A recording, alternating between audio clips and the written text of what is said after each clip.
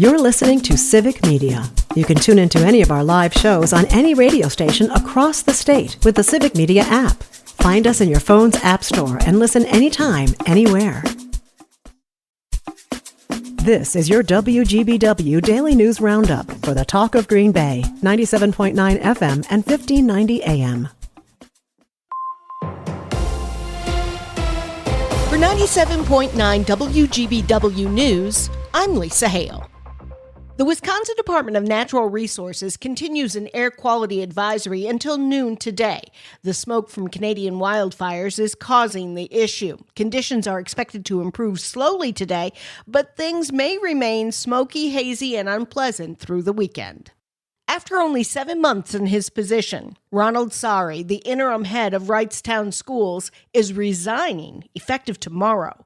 A joint statement from the school district and Sari said that following recent changes to the school board, the board's decided to pursue new leadership.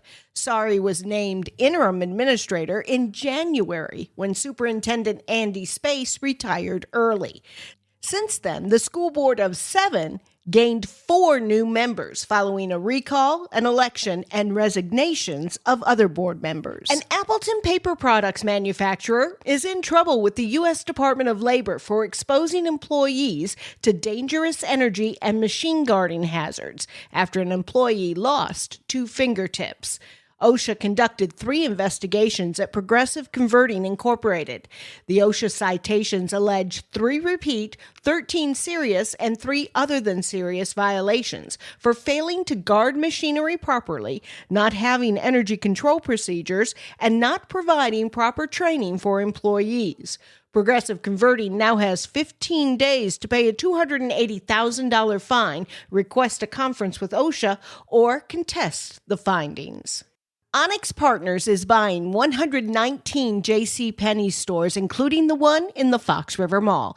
The $947 million deal is expected to close in September. There's no word on what will happen to the Grand Chute store. JCPenney has 9 other locations in Wisconsin, including one in Ashwaubenon, that will not be affected by the sale. I've lost count at how many there are, but Savannah Tomei Olson reports on another lawsuit that Wisconsin is filing against the Trump administration. The state has been part of dozens of these cases now. One of the latest is over funding to Planned Parenthood. The new federal budget cuts off all Medicaid money for healthcare services at Planned Parenthood. Now, federal funding cannot be used to support any abortion costs. It's been that way since the Hyde Amendment was first passed in 1977.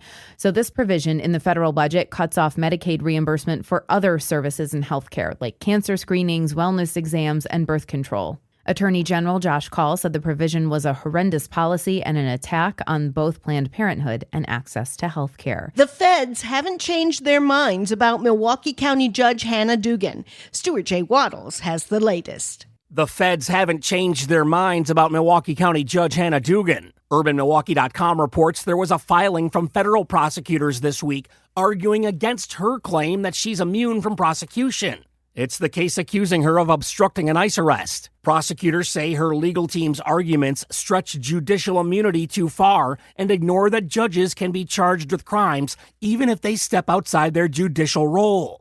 A magistrate judge earlier this month recommended that the case move forward. U.S. District Judge Lynn Edelman will make the final call on whether the case goes to trial.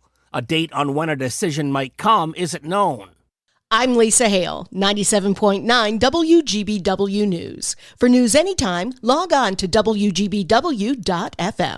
The Brewers in D.C. Hi, I'm Mike Clemens with sports. Baseball, the Brewers open a 3-game road trip this weekend against the Nationals. The crew making moves before the trade deadline, adding an outfielder, Brandon Lockridge from the Padres. In exchange, they traded lefty Nestor Cortez and an infielder prospect. The Brewers also traded for a pair of pitchers from Arizona, right-hander Shelby Miller and lefty Jordan Montgomery for a player to be named later. Both of those pitchers currently on the injured list, Montgomery out for the year. NFL, the Packers with another practice in pads, and then tomorrow night's family night inside Lambeau Field. Matt LaFleur on his strict rules regarding fights on the field. I just think it's always important to remember that if you do anything in a game, you're going to get penalized for it, and it's going to hurt the team. So I think it's important that you keep your composure in practice as well and do all the little things the right way so that if something transpires in a game that you don't react the wrong way. That's the Packers' Matt LaFleur with Sports on Mike Clemens.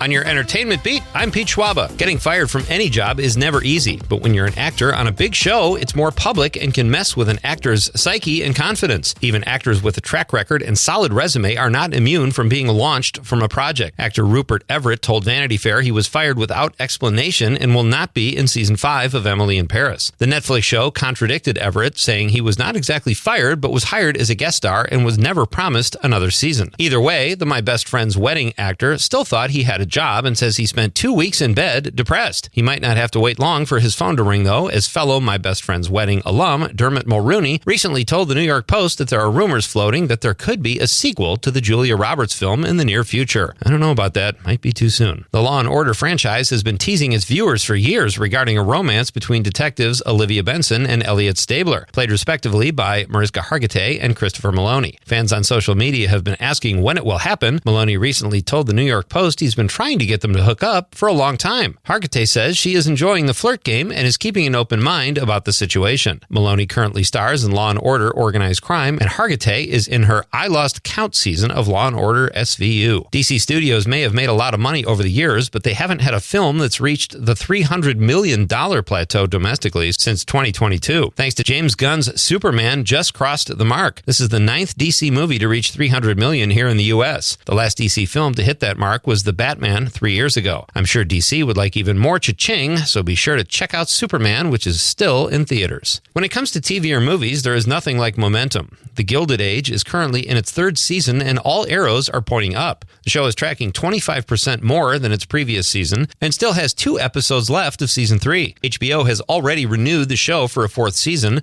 Social media chatter is up 60%, and Rotten Tomatoes has season 3 at 95% fresh. If all that weren't enough, last week's episode reached a series high in viewers at 4.5 million in the first 3 days of release. Looks like we have no excuse now not to check it out. If you're a fan of the show Luther with Idris Elba or the original version of The Office with Ricky Gervais, you'll have another option for viewing. HBO and BritBox, which specializes in UK mysteries, comedies, and dramas, have struck a deal where HBO will stream 15 BritBox shows during the months of August and September. The goal of both companies: get so many viewers they can charge as much as Netflix. For more showbiz fun, tune into Nightlight with me, Pete Schwaba, weeknights from 6 to 8 p.m. on the Civic Media Radio Network. We are going to have more of that smoky haze from those Canadian wildfires here this afternoon. Otherwise, it's going to be mostly sunny with a high in the mid to upper 70s this afternoon. Tonight, partly cloudy. We'll drop down into the 50s tomorrow, mostly sunny with a high in the upper 70s to low 80s. I'm meteorologist Sean Cable. Currently, it is 60. That's your WGBW Daily News Roundup from Civic Media. Subscribe to this podcast on Spotify, Apple, or wherever you find your podcasts. Find more news at WGBW.FM. The national news cycle never stops, but it can be hard to find news about your local community. Civic Media is dedicated to providing quality local and state news coverage across Wisconsin. With the Civic Media app, you can get notifications about local stories that matter to you and your community. Find the free Civic Media app in your phone's app store and choose notifications from the menu to tell us what kind of news you want to hear about.